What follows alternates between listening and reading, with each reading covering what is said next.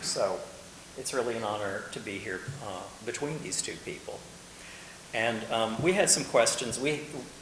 Amy Williams and the three of us had a Zoom meeting a couple of weeks ago, and we came up with some things that we knew we wanted to talk about tonight.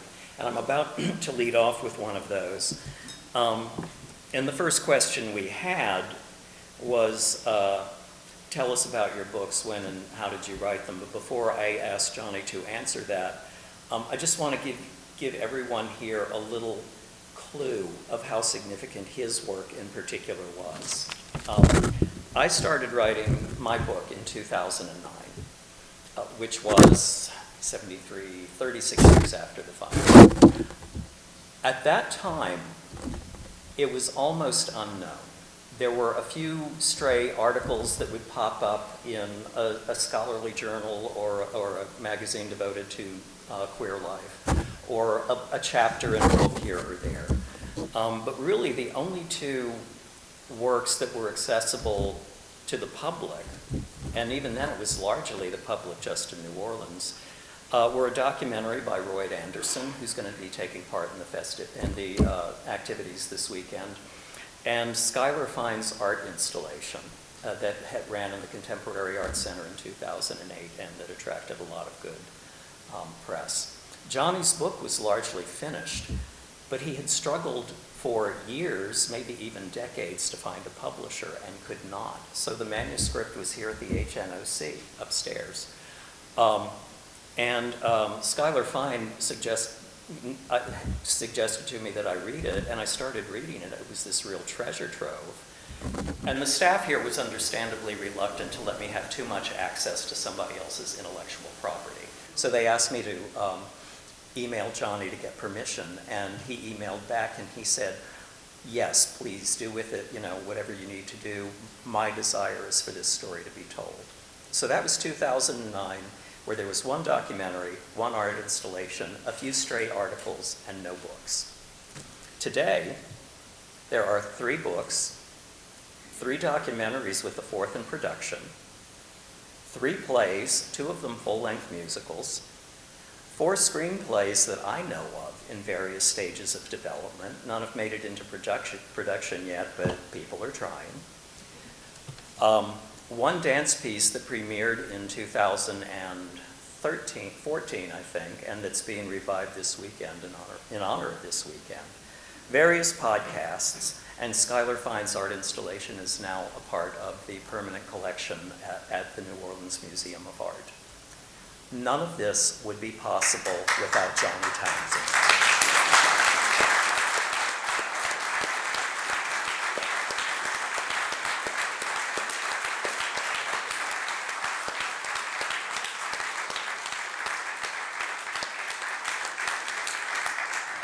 Because at a time when most of the city either didn't want to think about this because it was too painful, or they actively wanted to sweep it under the rug, Johnny was out tracking down survivors, former patrons, friends of people who used to be there, and getting them to tell their stories, and then very generously made that work available to anyone who wanted to use it. So thank you, Johnny.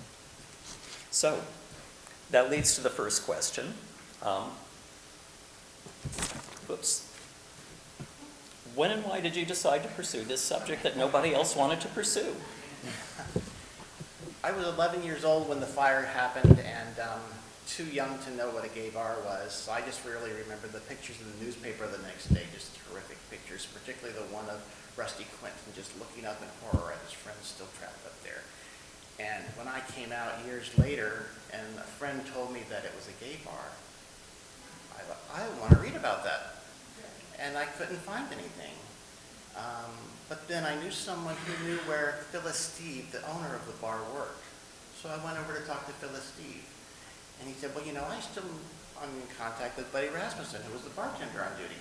So he gave me his contact information. I talked to him. And he had just this phenomenal memory and remembered so much information. And he led me to other people. And I thought, this might be something I can document. And so I just started talking to absolutely everybody I knew, and it went on from there. I mean, I would be like, I was taking some family photos to a photographer to make copies so that everyone in the family could have these 100-year-old photos instead of just one person. And I just mentioned I was also investigating the fire. She goes, I knew Skip Getchell. And she ran in back and grabbed a picture of him, and then she invited me to this party with all these old gays and lesbians who are probably younger than I am. And so that just, you know, there was resistance and cooperation at the same time, depending on who you were talking to. But there was the people who did want to know and preserve this, did everything they could to lead me to other people who could tell me the stories.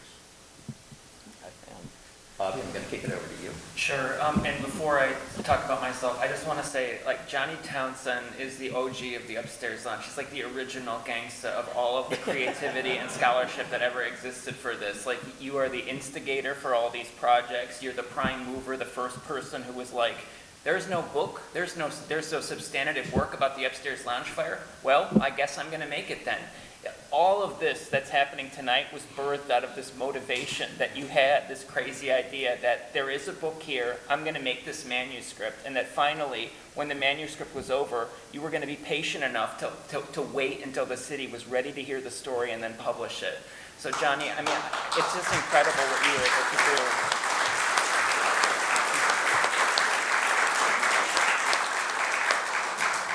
And Clayton, I mean, like, you're, like, my book, Tinderbox, wouldn't have existed without your book, The Upstairs Lounge Arson. Yeah, you were the person I was calling consistently especially during the saddest parts about writing the fire scene, etc. And I would say to you, what happened to them was so awful. And you'd be like, I know. And then I even asked you at one point, I thought your book was so good. I was like, is there even room for any more storytelling, or should I just step aside? And you told me that 32 people died. There is plenty of room and dimension for so much more storytelling. So I just want to say thank you for your generosity, too, in wanting so much of the story to be told. Can we have a round of applause for Clayton, please?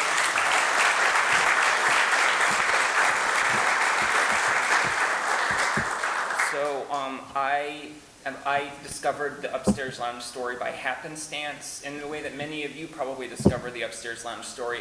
There's such a weird aspect of it where this is an event that was so swept under the rug that when people hear about it for the first time, it tends to provoke a very personal reaction and horror at your own ignorance, and also for someone like me who's a little bit weird, who, you know, I tried to walk in your footsteps, Johnny, but like it sparked fascination and obsession. I didn't know why I didn't know about this, and I didn't know why more people didn't know about it.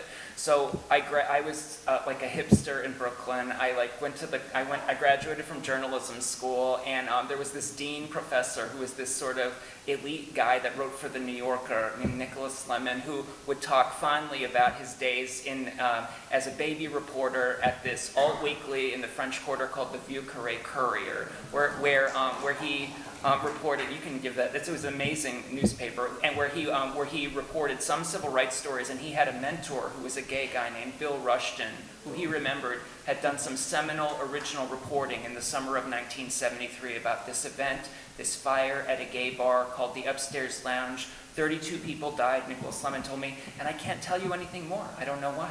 And I was like, what do you mean you don't know why? This man knows like what he ate for dinner 5 years ago. And I was just like, I think that there's so much more to be told here. And he said, I agree. So I did the logical thing.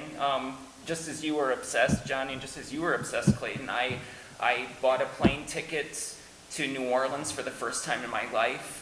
I'd meant to come here always. I was like a closeted high school kid in the Midwest who read all the Anne Rice books. I even read The Witching Hour, and I loved it. And then when I was closeted in college, me and my first boyfriend read Christopher Rice's A Density of Souls, and there was bisexual stuff in it, and I'm telling you, like, the words just dripped off the pages for us. But so I'd always meant to come here spiritually, but I never had.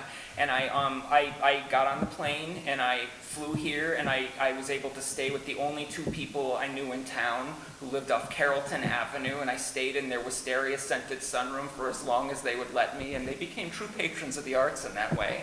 And then I started researching. I was a library mole man. I was in archives. I read this amazing book let the faggots burn, and I called this guy who was initially lived in New Orleans, who's now in Seattle, and named Johnny Townsend, and you encouraged me, and I read this other book by Clayton, and I called you, and you encouraged me, and so on, and it kicked off like that. And then I wanted to know more, but I kept asking questions, and I just couldn't seem to break into the queer subculture here. I was like a New Yorker at that time, which means I was rude. I didn't understand that people in the South like said hi to each other, like that you say good morning to neighbors, like, and they expect you to say good morning back, otherwise they'll like note that and like kind of be insulted. And so, because on the subway in New York, like, you don't step on the subway and say and greet like every other person on the subway. You're going to invite something terrible to happen to you. So so I reached out trying to meet the first Upstairs Lounge survivors. I reached out to this gentleman who'd written this book about gay bars, and a particular gay bar named Cafe Lafitte in Exile. And so it was Frank Perez, and I emailed Frank Perez, and I think I quoted Shakespeare in the email, like I was so clueless and like just trying to impress him. And he was like, yeah, of course I'll meet with you. And I go, where do you want to meet? He goes, come with me day drinking. And so we went from bar to bar to bar. Crossing was then called the Double Play. We went there. I got an education, I will say, in the gay underworld of the modern day French Quarter. And he told me stories and history. And then he introduced me to my first Upstairs Lounge survivors, and I was off and running. And that was the beginning of a 5-year journey to write the book. And then the book came out in 2018, and it's been just, this whole other process of becoming a kind of a public educator for this event. Whenever anyone asks me, I try to give a talk, and I've called you about this, Johnny, too, about when is it time for me to hand over the torch in the same way for the story. And so, especially starting this summer, there's been some great podcasters who are also interested in this event, and it's been fascinating to see this story transition from queer generation to queer generation, where now it's like the blue-haired non-binary folk that are thinking about the Upstairs Lounge fire. And that's the way it should be, I think. Anyway, that's a long-winded answer, but that's kind of how I wrote the book. Yeah. In addition to being moderator, I was given permission to talk, so. My story is much like Johnny's. In June of 1973, I was 15, about to turn 16, and I had spent 2 years in high school being gay bashed, which was really very often, usually verbally, sometimes physically. And it was very confusing for me at first because I didn't even know what gay was. I mean, I had always known I was different from most other boys somehow, but I had no clue what that meant. And then there are other people like me, that kind of thing. And I was just beginning to grapple with that idea and try and figure out what that meant for my future. And I was home one night watching television.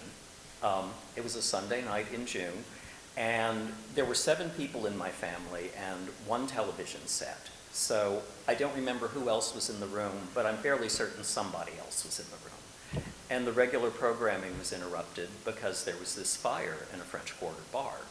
And the images were just horrific. Dead men pressed up against bars, their faces burned out of recognition. And then over the course of the next couple of days, they started saying in the press that it was frequented by homosexuals or something like that. And I thought that meant that I was going to grow up one day and someone would kill me.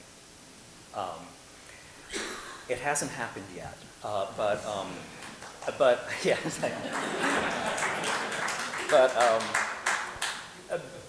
But for, a few years later, when I was old enough to drive, I would wander the French Quarter at night. If I'd go down to the Quarter to drink, I'd wander it at night, and then I'd go past the Upstairs Lounge. And for many years after the fire, the building was not repaired, so you could still see the smoke stains on the walls and the broken windows. And then in 2003, but you hardly ever heard about it. And in 2003, I read an article in the Picayune about the placement of the memorial plaque outside the entrance. And some of the people in this room were responsible for making that happen. And it made me realize, A, that other people remembered it, and B, that maybe I should write about it one day. So that's how I came to the story. Johnny, let's talk about some of the key players in the fire. the owners, the regular patrons, the management, the particularly colorful characters who stand out to you? You met so many of the people that now we can't interview, like such as the bar owner, Phyllis Steve. You and Buddy Rasmussen are still buddies. He sends you a Christmas card. Tell us about all these people like that that now we can interact with, but that back then they were talking and you had the benefit of knowing. Well, you know, I started my research in 1989, so it was 1989, 1990, and it was 16 years after the fire. It's just a huge amount of time. I mean, oh my goodness, nobody's even going to remember who was there, you know. And so it's, you know, with the passing of time, 16 years does not sound like an awfully long time. So I was surprised how much they remembered. Some of the people that I remember, Courtney Craighead, who was an MCC member. I remember Marty Bates, who told me that he loved the bar so much that when he had a bicycle, he bought a bicycle that's delivered in a box. He had it delivered to the bar, and he sat down on the bar floor and put the bike together on the bar floor just because he felt like that was more of his living room than his own home. You know, a third of the people who died were members of the MCC, so a lot of these people knew each other outside of the bar. A lot of them had dinner circuits where they go to each other's home to have dinner.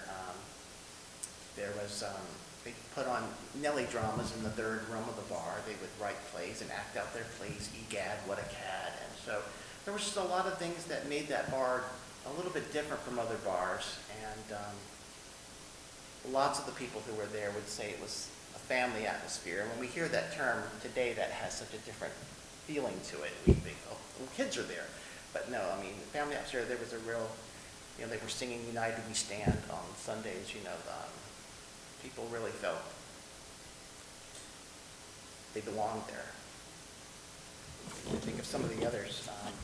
You met Michael Scarborough, right? I didn't meet him, but I did talk to Michael Scarborough. Oh, wow. And he was the person who punched Roger Nunez, and when Roger was causing the trouble and kind of precipitated what was going on, and Michael lost all his fingers in the fire. He lost his partner in the fire, and he would still play cards afterwards. So he was still able to play cards. I remember that part, and he had a good sense of humor. You know, despite all that horrible stuff that happened to him, he had a good life after that still. And Phyllis Steve had such a journey, right, at the upstairs lounge fire, and he was kind of worried that it would have he didn't want it to ever have a political association. So, like right after the fire, he made a statement kind of castigating Troy Perry and activists, and then a few years later than that, he said that New Orleans has no gay activists because none are needed. And then by the time you're reaching out in 1989, like, was he at the Apple Barrel? Like, what was Phyllis Steve like when you approached him, the owner of this bar that had burned?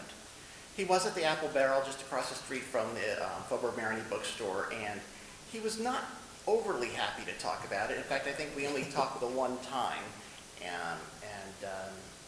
but he did talk about it, and he told me the story about, you know, when he was deciding what to do, should he open a gift shop or should he open a bar? His friend said, well, you know, if I only have $1, I'm going to buy a beer, not a knick-knack. Well, that kind of leads into another question. You know, the fire itself was, of course, a horrible event.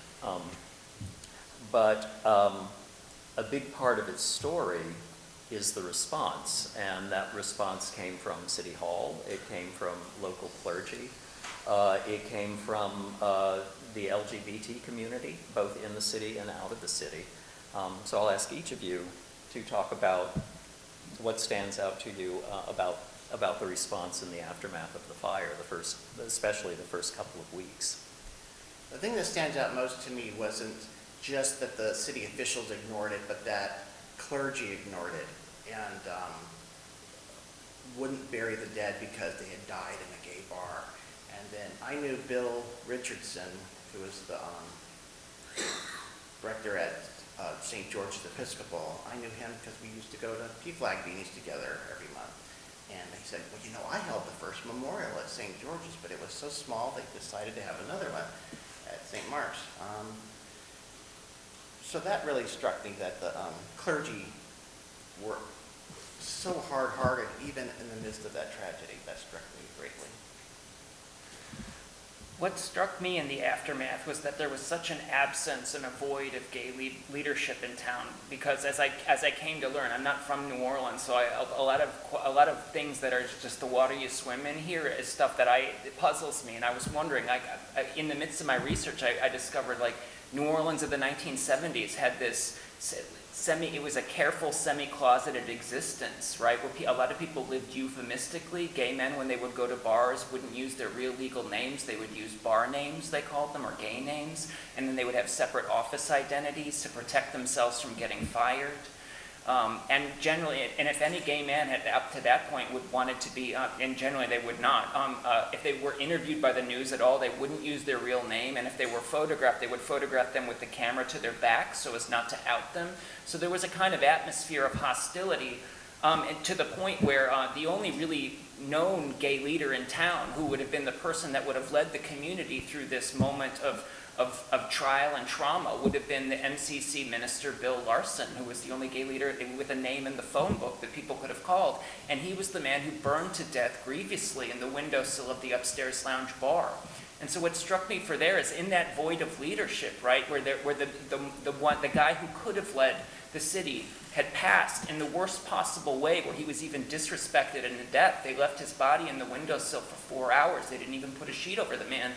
The founding pastor of Reverend Bill Larson's church, the Metropolitan Community Church of the MCC, Troy Perry in Los Angeles, heard about this event, and he awakened the early gay liberation leadership on both coasts, and they all decided to fly in and descend upon New Orleans, and New Orleans was not ready for them. I mean, like, Troy Perry, I don't know if you've seen him, he looks like a white, gay James Brown. I mean, like back then, too. He had pork chop sideburns, his pompadour. I mean, the man had style, and he would also wear his, like, clerical collar, and he went, as soon as he arrived almost, he insisted on doing something that had never been done in New Orleans. He called a press conference where he insisted that the cameras show his face, and he used his real name, and he castigated the city for its semi-closeted lineage and for people wanting to sweep this event under the rug. He said that and of course, because he was formerly a Southerner from Florida, so he said stuff like, New Orleans needs to join the rest of the Union, which I'm sure went over well. Like, in spite of all of that, Troy Perry gathered a kind of cadre around him such that 1 week from the historic fire, he was able to finally hold a memorial service at a significant civil rights church on the edge of the French Quarter called St. Mark's.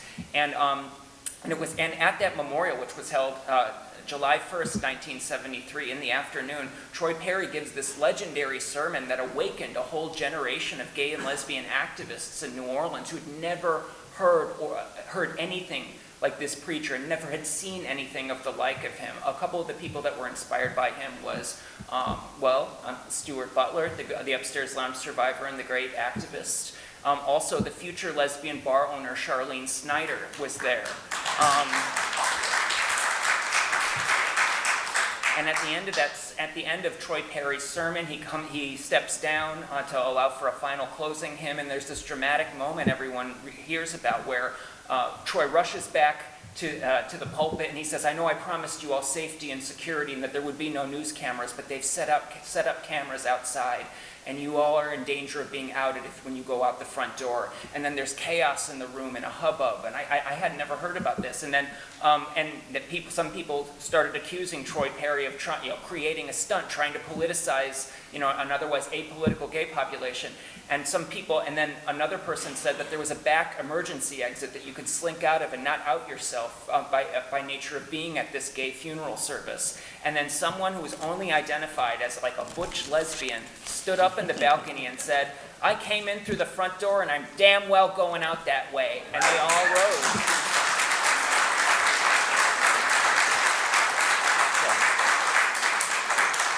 And they all rose and went out to face the cameras. And if I can say, one person is here who actually stood and went out the front doors of St. Mark's Church. It's Paul Kilgore. And can we applaud Paul, please?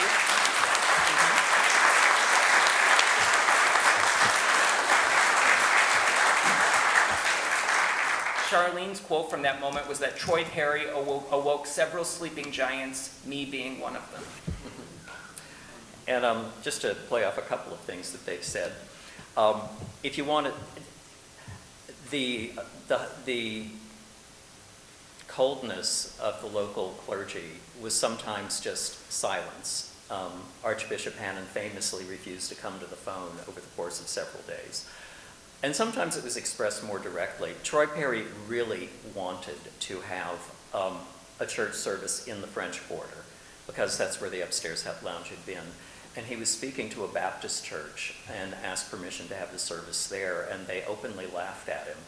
And then said, well, you know, you might try such and such church. That name hasn't come down, but it was a Black Baptist congregation, apparently way out in the Tremé or Mid-City or something. But the justification for referring them was, they're more tolerant of aliens there. Yes, Paul Kilgore is here, and he did go out the front door that day, and Troy Perry was not alone. He was assisted by gay activists and other MCC clergy, and Troy Perry is in poor health and wasn't able to be here this weekend, but Paul Breton, who was here working with Troy Perry to organize, is here this weekend, and I think I saw him come in the back. So, Paul, can you stand up? Did I just mislead everybody? Yeah, there he is. Clerical collar purposes.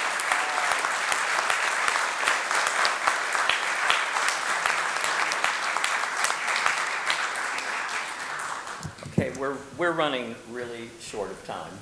We're getting really close. So, possibly the final question. Each of our books was published in a very different time, and we faced different things. Johnny, talk a little bit about what you had to go through to get yours published. I approached several editors, national and local, and mostly what people told me was, these people aren't very interesting. And then people would say, well, you should maybe just concentrate on 2 or 3 people and not all these people. And I felt like everyone there mattered.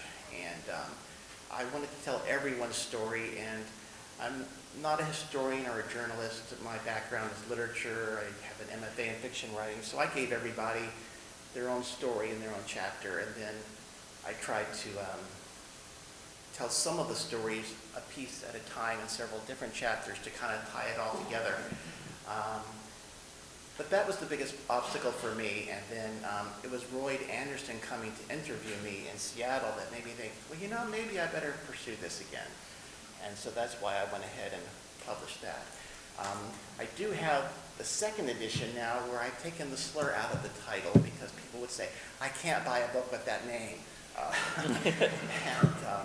And then I was pretty ignorant at the time I wrote that, and I mean, I had dead name Regina Adams, so I've removed the dead name. So there were things that really needed to be done in that. I will mention that in my first edition, there's 3 lines about Ferris LeBlanc, and this one there's a whole chapter. And you know, Ferris LeBlanc had been in the military. It would have been easy to find his family, but no one even tried to find his family. His family went another 45 years without even knowing what happened to him, but they could have known at the time. And 2 of his family members are here tonight, Skip Bailey and Lori Fraser. Can y'all stand up?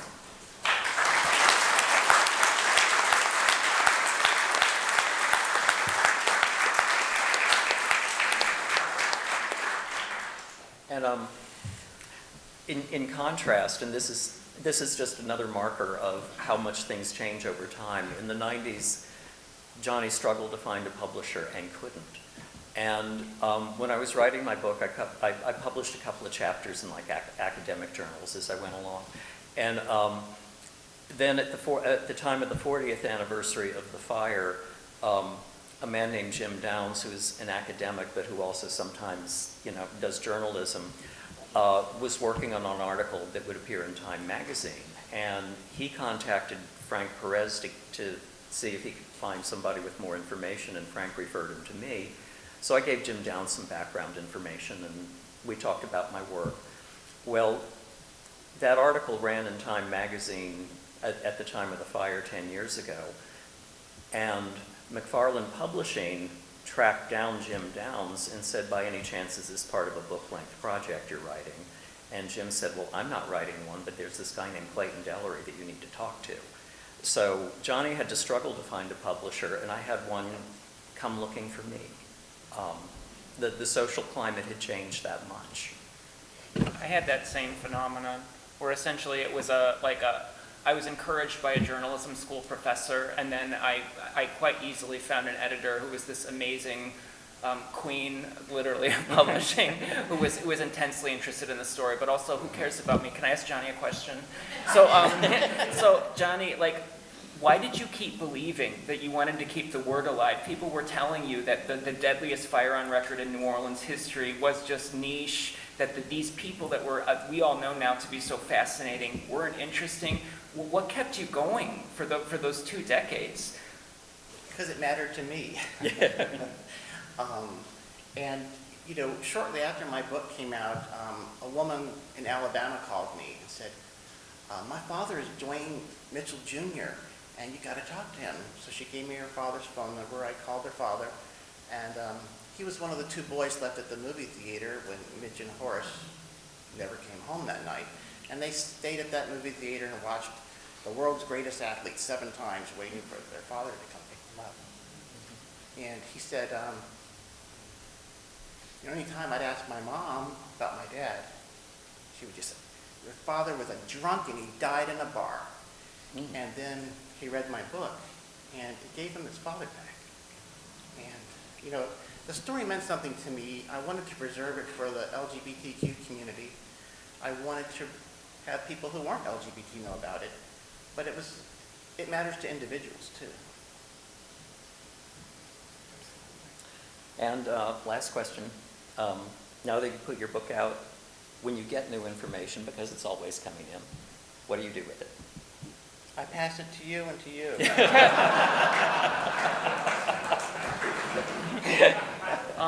Inevitably, when you give an upstairs lounge talk like this, someone will come up with a new story, some new tidbit. They knew one of the victims, they knew someone who was there, etc. And then I think all of us tend to figure out. We decide, like, at least I feel an obligation, like that story needs to be told in some way. So I now pass that story on to others in the way that you did for me, or there are journalistic pieces or all sorts of other different ways that you can get the information out there for future scholars and creatives, I think. But this event was so swept under the rug. My gosh, the largest mass killing of homosexuals in 20th century America, that it's crazy that new information still keeps coming out every week. Every week. I just had a child of an upstairs lounge victim reach out to me with this whole story about his dad, and that sort of stuff I've never dealt with in any other story or form of journalism, where this something that I think we now view as on the map of queer history, so central to now and to our understanding of what it means to be gay or lesbian, bisexual, transgender, QIA+ in the South, and yet the scholarship is still ongoing, and we're still uncovering new materials. How do you respond to all the new stuff, like the new discoveries, or? Well, he published a new edition of his book. Yes, yes. Yeah. I was just going to say, William Faulkner very famously said, the past isn't dead, it isn't even past. And I think what we're seeing tonight is that it's not past. And in the 1980s, before there was Facebook and before memes had been invented, people used to express things via bumper sticker. And there was a very famous one, like during the Reagan era, that you saw all over the place. Whoever dies with the most toys wins. Well, I always thought that was dead wrong. I've always thought that the person who tells the best story wins, or the person who tells the most compelling story wins. And I think there's so much proof of that right now, where you see so many people trying specifically to kill stories about LGBTQ people. They want us not to tell our stories because our stories threaten them, because we're telling the truth. And so to anyone in this room who's thinking of telling a story or has a story or has been meaning to write a memoir or even, a novel but really based on key things that are in your life, do it now. Tell the upstairs lounge story, Yeah. specifically. I mean, there's something unique about this where it takes a side door into the human heart, and it can change minds, alter people. They don't even realize that their anti-queer animus will sort of melt in the face of the overwhelming truth and reality of the complete lack of humanity that the upstairs lounge victims faced in life and in death. And I can't tell you how many, I give a lot of talks in the South, so conservative women with asymmetrical hair, like Kate Gosselin haircuts, will come up to me crying to tell me about their gay brother that they had a falling out with, etc. And you can tell in that moment when it's happening that the upstairs lounge story happened for them, just that at that moment for the first time. There's something very powerful, and there were sadly, 32 victims of the upstairs lounge tragedy, more than 17 people that were injured grievously, and every one of those people deserves a book, deserves a movie, deserves a podcast, and all of you could possibly participate and make it. I mean, there's just so much more material. And we have time for one, maybe two questions from the audience. So I think his hand went up first. Okay. Hey, Johnny. Hey, Robert. I've had the pleasure of calling you a colleague. Okay. Take two. Okay. Hey, Johnny. I've had the pleasure of calling you a colleague and a friend for the past 10 years. And over those past 10 years, what I have witnessed is such an extreme level of generosity with your research, your knowledge, your time, and and you're so humble about it. You stay so humble about your work and your contributions, to the point where I feel like you get uncomfortable. I was watching you as Clay was describing everything that you've done, and I hope you realize that without this work, this research that you did, this event tonight would not happen. This story would not exist. The stories of any details of the lives of the 32 people lost would have been lost forever, and we would have no memory of them. So really, this comes down to you and the research you did, and don't be shy about it. You are your treasure. Thank you very much.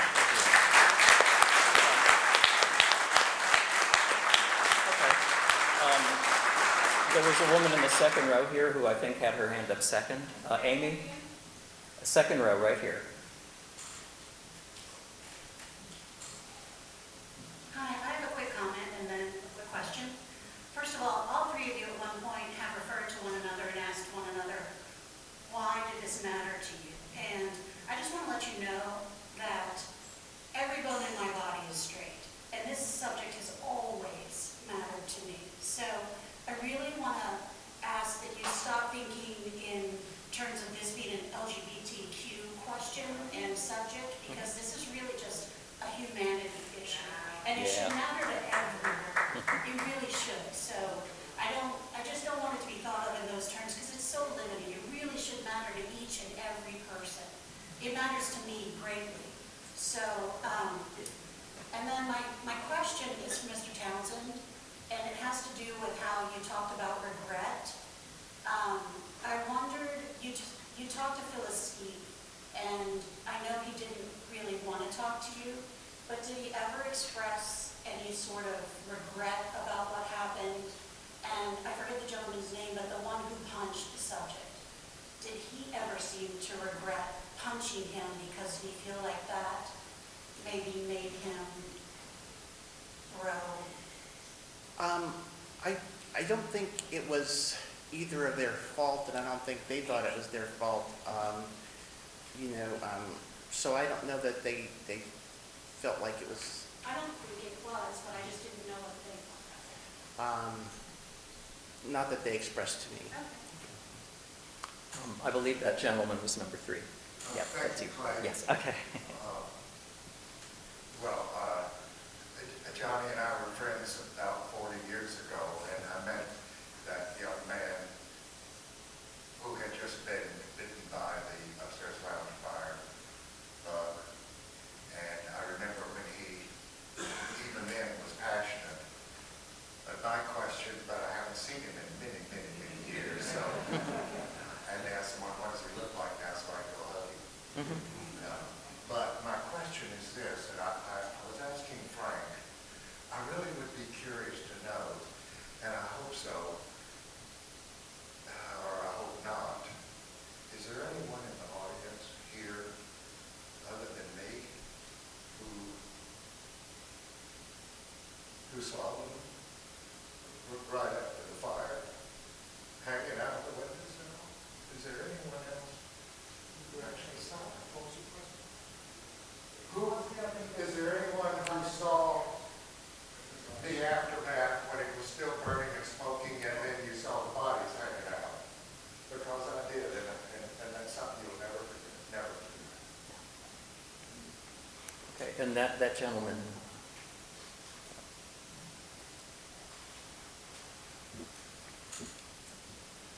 My name's Paul Villier. Let's see, Mr. Townsend, in your book you mentioned, I think it was Skip Gatchel. Pardon? Oh, okay. Skip Gatchel was, you listed his address, and it was directly in front of my house now, Green Street. And you said that he lived there for like 10 years or so. And that was really interesting because I've lived there since 77 and never heard about it until my late husband read your book. And then he brought it up. And he wanted me to read it, and I said, no, I can't read it right now. I said, it's still too much of a trouble. Because I was an intern at Charity Hospital the night that these guys came in. We had no warning. We had no established EMS system. And all of a sudden, on this beautiful Sunday night, the doors opened, and this guy was standing right there. And I said, can I help you? He said, I've been burned. And he didn't look burned at all. But you touched him. His hair was ashed and just fell. And with that, immediately, all of these people just kept coming in. We had no warning. And I noticed in the books and in the discussion, nobody mentioned anything about the healthcare or the emergency care. And so I was wondering if any of you guys had spoken to anybody who was treated at the hospital that night. I mean, it was utter chaos. It was absolute utter chaos. And Charity Hospital, Dr. David Seni, was forced to open the burn unit, which had not been planned to be open for several months. And I can't recall, I was the intern tadpole food chain there. But it was really a big event. I mean, we spent the whole night taking care of these people and watching them die from it. But you guys need to find some of these people who treated and who saved the lives of a lot of these folks that came in. okay, we were scheduled from 6 to 7, and according to my watch and somebody's who's just chimed, it is now 7 o'clock.